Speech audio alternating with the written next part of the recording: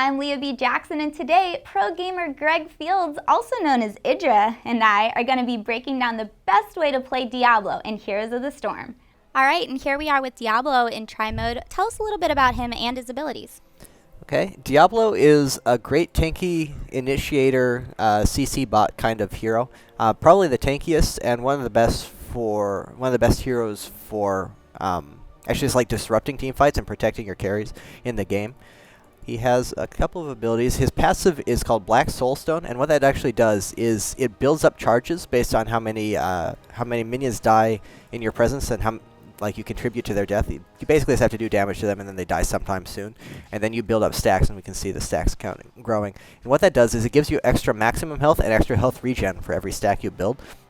And that is the reason that Diablo basically can become the tankiest hero in the game if he builds up a lot of souls in that Soulstone. As far as active abilities, his Q is called Shadow Charge, and that is a charge that is targeted on heroes. And it's a pretty long range, and it gives them a knockback and a minor stun when you use it. So that's great for initiating, great for gap closing. The thing is, it does have to be targeted on an enemy, so keep that in mind. It's not a great escape. You can't run away with it unless there happens to be like an enemy minion in the direction you want to run. Your W is called Fire Stomp, and that's a pretty simple AoE damage ability, and it just sends out waves of fire all around you. And unless you upgrade it, it is blocked by pretty much anything it hits, so you can only hit one target at once. You can't upgrade that. We will be looking at that in a second with the talents. But yeah, that's just minor damage, but it's good for wave clear, just a little bit of extra DPS. And then your really cool, really powerful ability, your E, is called Overpower, and what that actually does is it's melee range, targeted, and it picks them up, and well, there it just dropped them because of the positioning, so 1 second on that. The cooldown's not clear, so we're going to have to wait a second as I respawn. And what it is supposed to do, if you're positioned correctly, is it actually picks them up and throws them over your head. So this is great for repositioning your enemy. As we can see, there, I actually threw him into tower range, and then you can body block and make him take extra damage and do all your other stuff. But that's extra good for peeling for your carry. If someone's trying to get in their face, you can just pick them up and throw them away. So that's one of the best battle control kind of abilities in the game. It's great for setting up picks, setting up everything. It's really, really powerful, really diverse. And then the ultimate ability that we're going to be looking at with this guy is called Apocalypse. And what that actually does is, we'll wait for Arthas to respawn, we'll take a look at it. It draws a circle with a little pentagram in it around every enemy hero on the team, regardless of where they are. It's a global ability. Every single enemy hero will have this little circle drawn around them. We can see it there. And if they stand in that for, I think it's 1.5 seconds, they will be then stunned for 2 seconds if they're in there when the mark explodes. So that's a great AoE team CC kind of thing. It also does a decent amount of damage, but mostly it's just the lockdown. This allows you to assist across the map. It makes you a great team fight presence, just a very strong ultimate ability in general. So now we're going to go through Diablo's talents, and Greg is going to show you which ones that you want to get in order to play the best Diablo possible. Okay, at Tier 1, pretty hands down, you're going to want to get Soul Feast. It is kind of an all-in option, because what this does is, for every soul gathered, Diablo gains an additional 5% health, and that actually doubles the effectiveness of each soul. It is originally 5, it becomes 10 after this. However, the other option is Devil's Due, which you retain 25% of your souls when killed. That is a pretty big deal, because if you lose all your souls, you lose a lot of tankiness. Retaining 25% of them is nice. However, if you get this option, it's possible to just make him such a tanky beast that it's kind of worth the risk, and you just have to play around that. Play a little bit more careful and try to avoid dying, which is a little bit weird for a tank. Often it's okay for you to die, but for him it's really not. But yeah, as long as you keep yourself alive, this becomes well worth it.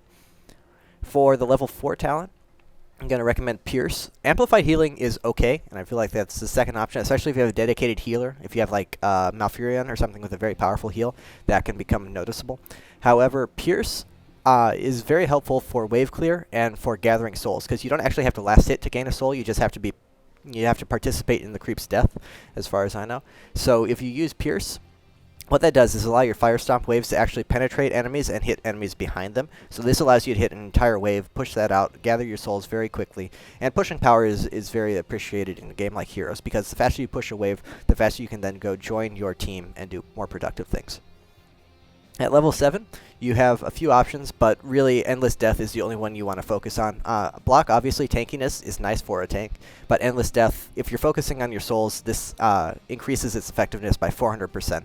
You go from 50 max souls to 250, which is just an absurd amount of bonus health, and you can't really pass that up. For level 10, for your ultimate ability, as I said, we're focusing on Apocalypse for this For this kind of style, this kind of build, it is great CC, and as a tank, that's generally your responsibility. You don't have to put out the damage. There are going to be other heroes to take care of that for you, so it's better for you to contribute more to the team fight on a utility standpoint. However, Lightning Breath is a very powerful ability, and I honestly feel it's kind of underrated. If you have good setup for it, as you can actually get off most of the duration on top of a bunch of enemies, it is a lot of damage, and not really to be underestimated. So if you see an enemy Diablo with that, you have to respect it, and it is worth considering if your team already has enough lockdown and they need more damage. Level 13 is a very diverse tier. There's a lot of different things you can get. Generally, I focus on the 2 tanky talents, the Spell Shield and the Relentless. You get Spell Shield if the enemy team is very nuke, damage spell oriented, like a Nova. Nova being the prime example, and then some other heroes in a similar vein. Whereas Relentless is anti-crowd control. The tooltip is bugged. It says 0%. I believe it's 50%, but it reduces the duration of silences, stuns, slows, and roots. So against any team with a lot of lockdown, or in any situation where you're having a lot of trouble being stunned or slowed and not being effective because of that, this is a great option. So either of those two for defensive purposes. If you're not dying at all and you really just need more initiation, then From the Shadows is a pretty okay option. It just increases the range of your charge by 2. So that's decent, but 9 times out of 10, you're going to get one of the defensive abilities depending on what's actually dangerous on the enemy team. And then at level 16 is another pretty straightforward one. The 2 Ws, you just really don't put out that much damage. It's not worth it to focus on it. Imposing Presence is an interesting talent that most people don't get too much, I feel, but it actually slows the attack speed of anyone who attacks you by 30%. The thing is, Diablo, usually you don't want to attack him. He's just an annoying tank. You're going to try and ignore him and kill the more important heroes. So if they don't attack you, this is completely wasted. So generally, you're going to want to go for Continuous Overpower. That gives you 2 charges of your E, your throw ability, which makes you one of the most disruptive heroes in any kind of team fight. No one is ever going to be able to get to your carry, or you can just continually lock down their carry if you manage to get to them, setting up easy kills, protecting your own team. Very, very powerful ability. And then at level 20, I really feel like Diablo is one of the most diverse in terms of which storm powers work. Both upgrades to either of his ultimate is quite strong. Dying Breath causes Apocalypse to recast whenever Diablo dies. However, you really don't want to die, so it's best not to focus for that. It's very, very important for you to not die so you can maintain your soul stacks. Bolt of the Storm is what I would recommend on him because he's a great initiator. You can just blink onto someone, overpower them over your head, and then charge them back into your waiting team and set up easy kills. So Bolt is very, very powerful on him and should be your choice most of the time. Storm Shield, something I feel most people pass up. It's an okay ability. It just makes your entire team a little bit tankier. It's worth noting that it's for 20% of each hero's maximum health. So if you have a very tanky team, this just amplifies that. But really, 9 times out of 10, Bolt of the Storm is a fantastic ability on Diablo. All right, so it seems like Diablo is a super tank, and you want to go for abilities that increases soul stack hoarding, capabilities, and that make him, a great useful utility for his team. Yep. So now that we know how Diablo should be set up, how do you actually play him in the game? One thing important to note with Diablo is that he's not like other tanks. To compensate for his soul stone mechanic that makes him so strong once he starts to stack it, he is a lot weaker than like an ETC or a Murd in early game. He very well can die if you're not careful. So you have to play a little bit more cautiously than you would with any other tanky hero. But other than that, he's still great initiation. If you can overpower first and then charge them back into your team, that's going to set up pretty much a free kill in the early game. So just look for the opportunity to do that. And otherwise, you're just focused on stacking your soul stone. It's more important for you to stay in lane than almost any other hero. You really need to be, it's just like a better version of Bribe. You really need to be around when the minions die. You don't want to be roaming constantly. So you should be in a lane, other people should be coming to you. When it comes to team fights, everything is disruption. If you can initiate, that's great. You'd rather initiate with your overpower first, so you can then charge back into your team. That's always your goal. That's always what you should be looking for.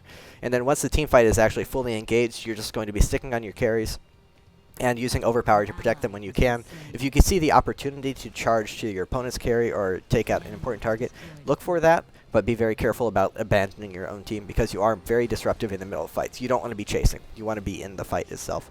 Your ultimate is pretty simple. Once the fight is broken out, you cast it, and then it stuns everyone. It's very simple. You don't have to do much else with it. Just very, very powerful. But yeah, the name of the game is just tanking initiate. And to counter Diablo, you can punish him early on. Like I said, he is very, very tanky later on, but only once he has those souls. So if you can punish him before that, prevent him from ever getting a big stack, he's going to be not useless, but much, much smaller. The big thing is to always keep in mind his charge range. You always want to force him to charge first and then overpower.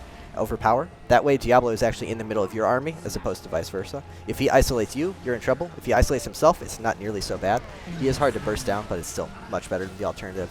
And the big thing about countering Apocalypse is just coordinating your team. The biggest problem is normally not the stun, it's that everyone scatters in different directions trying to get out of the circles, which leads to half your team being amongst the enemy team and half your team being too far away to help. So you all just need to run away and disengage whenever Apocalypse goes up, and then once it's down, you can re-engage. The only other thing to keep in mind is that he does have to build up stacks to be worthwhile. If he dies, he loses those stacks and he comes back much weaker, so try and take advantage of that if you can. Double kill. And there you have it, guys. But remember, this is our best way to play, and we want to hear yours in the comments. Be sure to head over to Greg's Twitch channel for more pro tips, and for everything Heroes of the Storm, stay tuned to IGN.